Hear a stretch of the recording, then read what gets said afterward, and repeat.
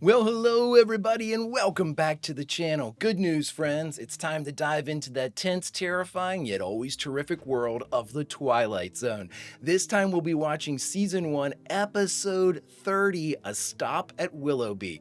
Friends, there's nothing to it but to do it. We're not stopping here, not until we finish this bad boy. If you could do me a favor, hit that like button, smash that subscribe, ring that bell for notifications. It greatly helps out a small channel and allows me to alert you next time it's time for some Twilight Zone. And of course, if there's anything that we do that you would like early or in its full-length format, the link to our Patreon is in the description.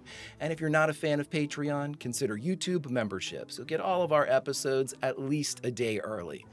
But my dear friends, all that is then and this is now, and now it's time once again to jump into Rod's world as we watch The Twilight Zone Season 1, Episode 30, A Stop at Willoughby. Prepare to engage maximum warp reaction. And away we go!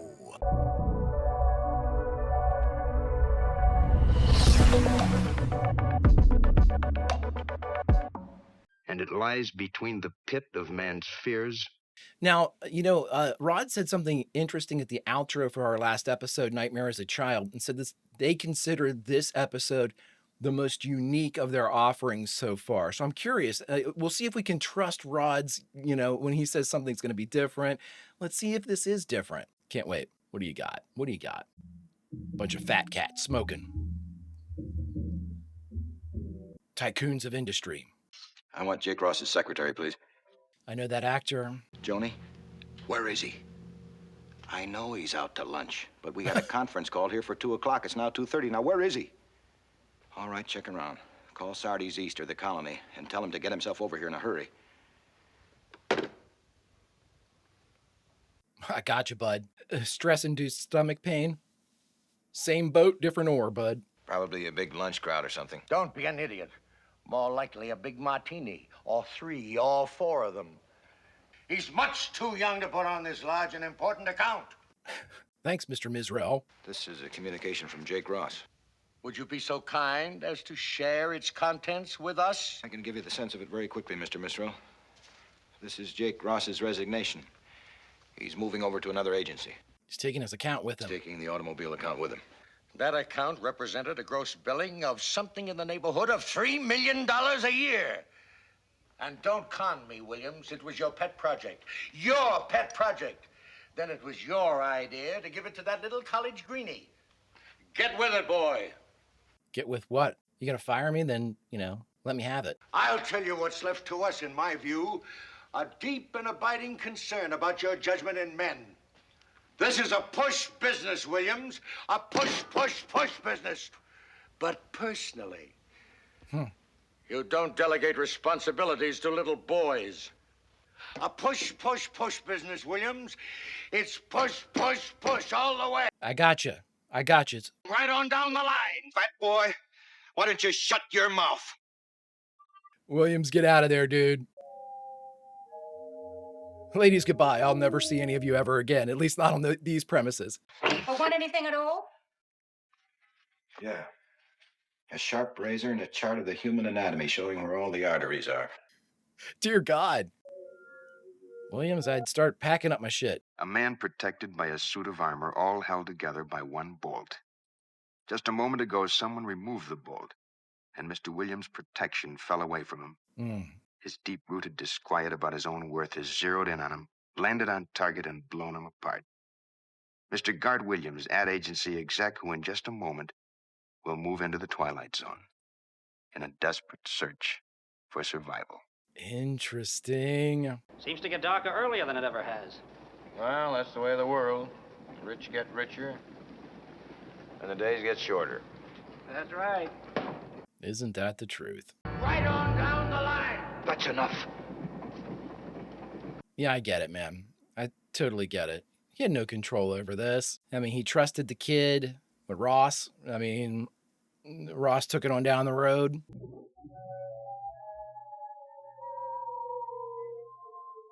So is any of this real?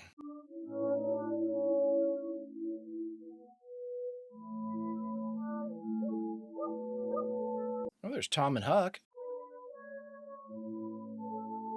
Hey, what's up, man? Where's Willoughby? That's Willoughby right outside. Wait a minute. What's going on? There's no stopping this line called Willoughby. And look at it outside. The sun is out. It's summer. That's what she is. Mid-July. A real warm one, too. Wait a minute. It's November. What year is it? Willoughby. July. Summer. It's 1888. Oh, shit. You ought to try it sometime. Peaceful. Restful. Are they giving Williams like an out? A place to go to get out of the stress? Nope. Never mind. You ever hear of a town called Willoughby? Willoughby? Willoughby where? Not on this run. No Willoughby on the line. Westport, Saugatuck, next stop. Westport, Saugatuck. So if he falls asleep, does he go to Willoughby? Oh, this is gonna be neat. Very curious now to see how they present this. I'm with you, buddy.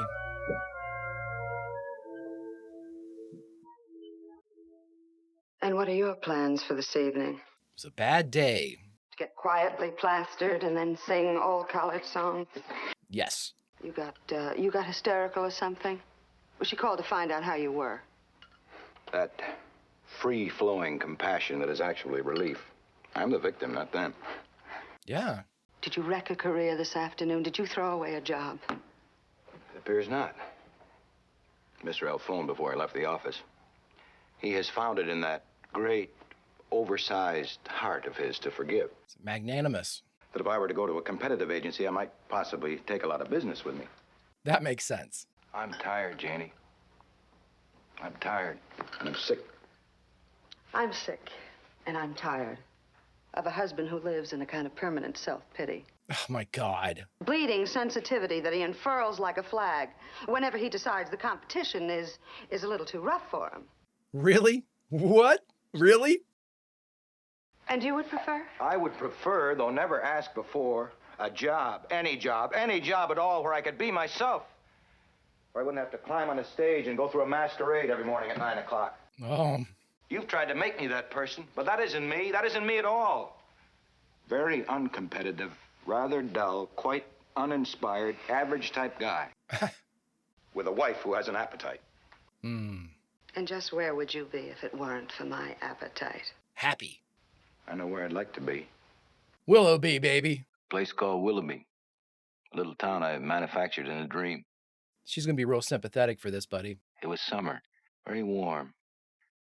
Kids were barefooted. One of them had a fishing pole. Currier and Ives painting. Bandstand, bicycles, wagons. I've never seen such serenity. Place where you could be you. You let me know when you wake up, huh, Gart? No, wait a minute, Janie. Please, Janie. You thought that would go any other You know way? what the trouble with you is, Gart? I'm sure you're going to tell me. You were just born too late. Because, you know, you're the kind of a guy that could be satisfied with a summer afternoon or an ice wagon being drawn by a horse. My miserable, tragic era to get married to a man whose big dream in life is to be Huckleberry Finn. Oh, hey, Janie, we'll see you later. Oh, my goodness. Aren't you a peach? You're a lucky chap. You get it coming and going, buddy. A time where a man can live his life full measure. Please let him get away to Willoughby. Place where a man can live his life full measure. Willoughby? What? Last week, you asked me about a town called Willoughby, Mr. Williams. Last week. No such place, far as I could see. Thanks. Oh, It was a dream is all. thanks for being super thorough. Stamford, next stop. Stamford. He pulled the shade down last time. He fell asleep. Woke up in 1888. The stop is Willoughby. Dude, get off the train. Willoughby? Yes, sir. Willoughby. It's right outside. This reminds me of Walking Distance a little bit, but it's much different as far as just a reminder, not like, you know, like anything where story beats were drawn from each other, but yeah, jump off, dude. Conductor! Just jump. Conductor! Jump. Conductor! Conductor! Damn. Yeah. Sure, I'm all right. I'm just screaming out. Ignore me. Is it the same stop? It wasn't, because it said Next time, I'm going to get off. Yeah, dude. Just jump, man. That thing wasn't going fast enough. Give him the old push, push, push. I understand, Mr. Misro. Now, it's got to be bright, Williams. Bright with pattern. I'm trying to get... Comedy. Oh, my God. Dream big and then get behind it. Push, push, push, push. Yes, sir. I like to push you off the building. Yes. Hold on just a second. Helen! Helen!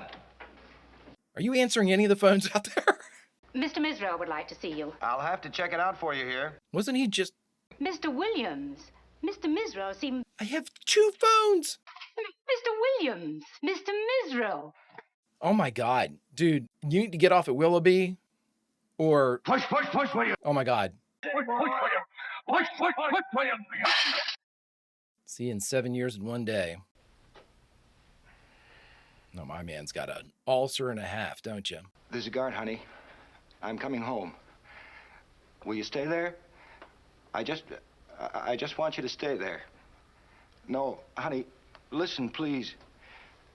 I've had it. Oh, man. I just can't take this another day, not another hour. This is it right now. I've got to get out of here. Janie, will you help me, please? She's not, bud. Janie. Oh, my God. Dude, you're by yourself, man. What a peach. What a just a shining example of humanity. Stamford, next stop.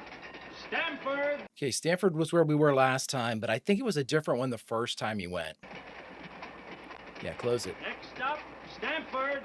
Dude, jump off this train. Next stop is Willoughby.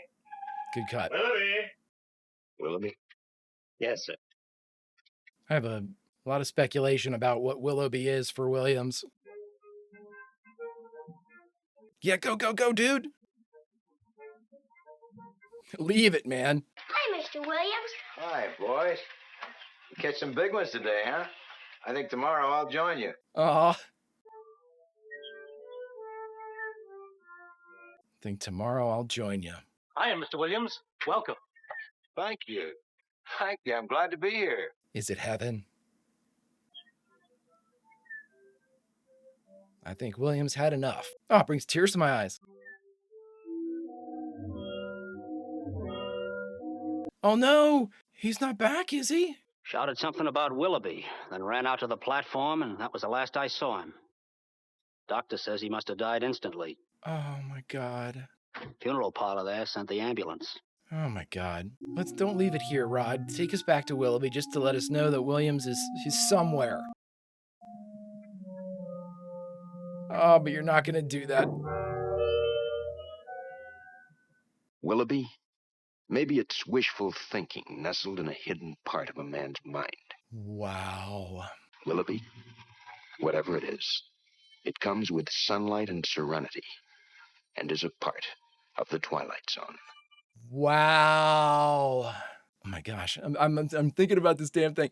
All right, everybody, we just finished the Twilight Zone Season 1, Episode 30, A Stop at Willoughby. And the only thing left to do is talk about it. All right, everyone, we just finished A Stop at Willoughby, the 30th episode of the first season of the Twilight Zone. Boy, oh boy, this one was depressing, and to be brutally honest here, I related to this character probably more than any of the ones before. I mean, again, this is hey, Greg, way to bring everything down.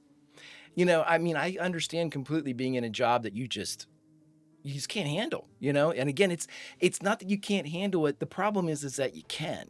You can handle it. The problem with that handling is you are not you. You are sacrificing everything that made you you so you can exist in that job that's awful. So you have to get rid of you to become part of that job. Williams really, his plight really played a lot on my own heartstrings here. Boy, oh boy, I felt for that guy so much. And, again, a lot of these Twilight Zone episodes, and you all have actually, really kind of directed me in this way. I looked at it initially, the Twilight Zone, as purely fantastical, like basically believing everything that I saw. Like, okay, we are dealing with multiple dimensions. We're dealing with this, aliens, or whatever it would happen to be. We're dealing with all this stuff. It's real. And then a few of you said, or is it? Or is this just a convenient, like, psychotic break or a convenient view of the afterlife? Or is any of this really real? Is this something that's been made up, either, by a living individual who had a breakdown of some kind, or somebody that's passed on and this is the afterlife that they're experiencing? And in this one, I think that we had kind of no pun intended, two trains head to head on this one, and they collided. And we got to see exactly a very realistic, if you look at it one way, and in many ways an uplifting version. I don't think you can look at it both ways, though. Now, the reason why I say that is I think anybody that watches the totality of the episode is going to arrive at a series of conclusions. Most of the time, I think you're going to feel sympathy for Williams. I mean, there's a few that might, see him as being somebody that just can't take it. There's definitely, and there's nothing wrong with that. If you look at that and say, oh, man, you had a great job. What are you doing? Play the game. And then when you don't have to play the game, I mean, again, I know people like that, and I applaud people like that. And to be very blunt, they have a stronger will than I do, because I get into that situation, and I pulling the ripcord is my knee jerk. But whenever you're in that position, so again, there might be degrees of sympathy or empathy for Williams's plight. But when we look at this, I don't think there's any way that you can look at it and say, he both, had this moment, like the suicidal moment, and he made it to Willoughby. To me, that's too much. Okay, what do you call that ending? A push? It's not a happy ending. It's not a tragic ending. You're going to look at it one way or another. And, again, is Willoughby an actual place that he went in the afterlife, that they had been kind of preparing him for? The conductor there, like a St. Peter type of figure, who was kind of letting him know, hey, this place is great. You can stay, And the problem with all that is, too, watching too much of the Twilight Zone lends itself to a paranoia. Like, boy, I hope this is heaven. And I hope that conductor was St. Peter in that type of definition of what a heaven is, and not the other place. I mean, we've had the other place recently, a nice place to visit. I don't think it was, but with the Twilight Zone, you can't get locked in. You can't nail down an ending with the Twilight Zone, which again is part of its beauty. And I think that's one of the most awesome parts about the Twilight Zone community, too, is that I've, in the comments, I've seen several people that say, oh, you know what, I think this happened. And someone else will say, I think this completely opposite thing happened. And at no point, knock on wood, I mean, I never say never, I guess. But I haven't seen this before, where somebody with like a conflicting opinion of the Twilight Zone sees that conflicting opinion and says, no, that's full of shit. You're absolutely not right. I'm right. You're wrong. I don't see that, because I think that people look at all of the different interpretations of either elements of characters in, or the ending of a twist ending of a Twilight Zone, and they understand that it can be interpreted in many different ways. Sure, the way that I interpreted this one, a stop at Willoughby, could be the same as a lot of people, or it could be dramatically different. It could be an amalgamation. The reason why I brought up, I think that you can only go into this one thinking he escaped to Willoughby as a form of like afterlife, or this is just a suicidal type of moment, a break that really ended in tragedy, but we're sort of showing you Willoughby just so, it makes it look like everything turned out okay for Williams. I think you're on either end of the side. I don't think you can fall anywhere in the middle, because any element of the negative kind of ending is going to bleed in and kind of superimpose itself onto the positive one. Positive, I mean, he still passed, but ended up in a good place. This one really has sort of a yes or no, depending upon where you fall on these two very divided sort of endings. But I mean, let me know what you think, because I'm certainly not sold on the idea that there can't be an amalgamation between the two. I think what I am is I'm surprised that it looks like there are only two ways to look at this ending. And again, this is all of you that have come forward and said, in this episode, this happened, and that's where they die, whoever it would happen to be, from like 16mm Shrine all the way to Perchance to Dream. We've had all of these things that sort of lend themselves to the fantastic, unless you stop the story at a specific point and say, yeah, they were dead after this, man. And then you're like, oh my God, okay, so none of this really happened. It could have, but they died right here. And you're like, I think differently about this now, which is a beautiful thing to do about anything. You look at the episode and you appreciate it in its moments when you see each scene, and then you put it together at the end and you go, oh my gosh, you know, the Willoughby and Son funeral home when it closed. Holy shit. That for me, that was the ice water in the veins part where you're just like, oh shit. But again, it's just when you have these things, then you spend time and think about them, or somebody in the comments section says, well, you know what? I like what you said, but I thought this. And then you go, oh shit, that could be something. Absolutely. And then somebody else says, oh yeah, I see what both of you are saying, but I think maybe this happened. And you go, oh shit, maybe that did happen. And I just think that is, I mean, what kind of art lends itself to that? What kind of art has that broad and interpretive, you know, ending where so many people can look at it? I mean, outside of like poetry, outside or like very dense prose, very like lyrical prose type of stuff that has a lot of imagery, has a lot of kind of nebulous, non-defined items in it where you're really supposed to be, as the reader, providing that extra element of interpretation to the piece.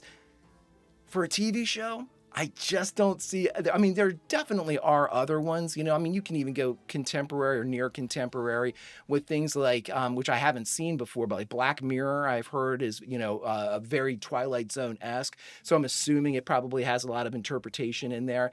Things like Lost. I saw the first episode or first season, of Lost, first 2 seasons of Lost. And there are things that happen in there where I would debate with the people that I was watching. So, I mean, it's certainly not the only thing that's ever done it. I think it's the only thing, though, that's ever done it to this level of success. And really, they give themselves a bit of an advantage because this is so episodic, no carry-through characters, with the exception of Rod. So when we look at this, we know that we're getting an entire story in this pocket. So the interpretation and the knee-jerk of initial reaction usually is the one that gets the most concrete in anything besides the Twilight Zone that you would watch.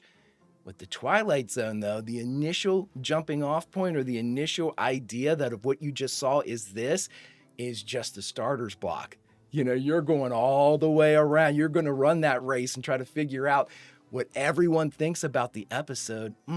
It's delicious. And it's just one of the best things about, if not the best thing about the Twilight Zone, is that it's the gift that keeps on a giving. Hey everybody, another great episode of The Twilight Zone. Can you believe it? If you can do me a favor, hit that like button, smash that subscribe, ring that bell for notifications. It greatly helps out a small channel and allows me to alert you next time it's time for a little Twilight Zone. And of course, if there's anything that we do that you would like early or in its full-length format, the link to our Patreon is in the description.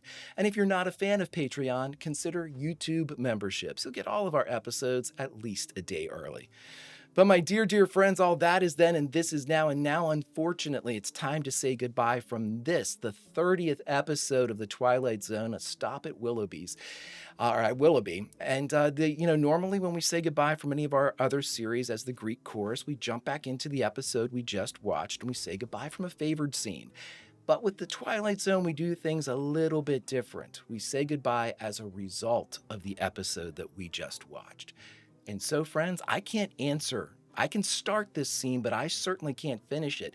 Much like the interpretations of each of these episodes we watch, it is open for each and every one of us to fill in with our own imaginations the points. So, I will simply say this. We're on a train, my friends. Are we in 1888? Are we in 1960? I leave it up to you. And wherever you get off, I support your decision. Friends, until such time as we can continue this crazy game of poker that Rod likes to play, Vulcan roll, and I'll see you.